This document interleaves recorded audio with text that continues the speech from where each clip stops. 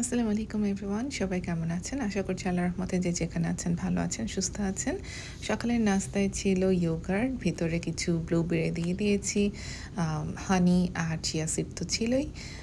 আর ওদিকে সেদিন এটা আসলে পরের ভিডিও, আগের দিনের ভিডিওটা আপনারা দেখেছেন যে চিকেন স্যান্ডউইচ বানিয়েছিলাম। তো সেদিনের পরের দিনের ভিডিও, এই দিনও মাজলিস ছিল। যার বাসায় মাজলিস ছিল তাকে জিজ্ঞেস করেছিলাম কোনো হেল্প লাগবে কি না, তো সে বলেছিল যদি পারি সালাদ বানিয়ে নিয়ে যেতে, তাই আমি সালাদ বানিয়ে নিচ্ছিলাম।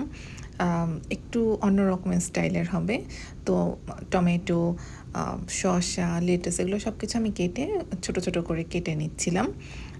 এগুলো কেটে আমি এই যে ২টা বাকেট দেখতে পাচ্ছেন আমার সামনে, এই ২টা বাকেটে রেখে দিচ্ছিলাম। এই ২টা বাকেট ছিল ইয়োগার্টের।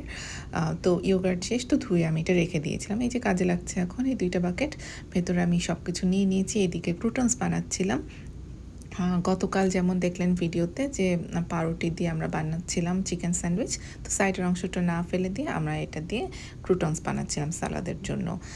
ড্রেসিংও রেডি, এই যে কমলা কমলা রং দেখতে পাচ্ছেন বা দিকের বক্সে, সেটা ড্রেসিংস, আর ডান দিকেরটা হচ্ছে ক্রুটনস। একটু বানিয়ে খেয়ে দেখেছিলাম খেতে কেমন লাগে দেখার জন্য। তো আমার ক্রুটনসও রেডি, এটা পুরা একটা বক্স ক্রুটনস নিব। আর মাঝখানে একটু স্ন্যাক ব্রেক নিলাম, আর সেখানে আমরা চানাচুর খাচ্ছিলাম।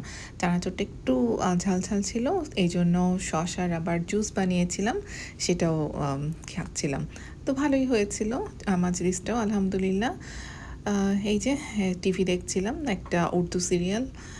তো আজকে এই পর্যন্তই, সবাই ভালো থাকবেন, আল্লাহ হাফেজ।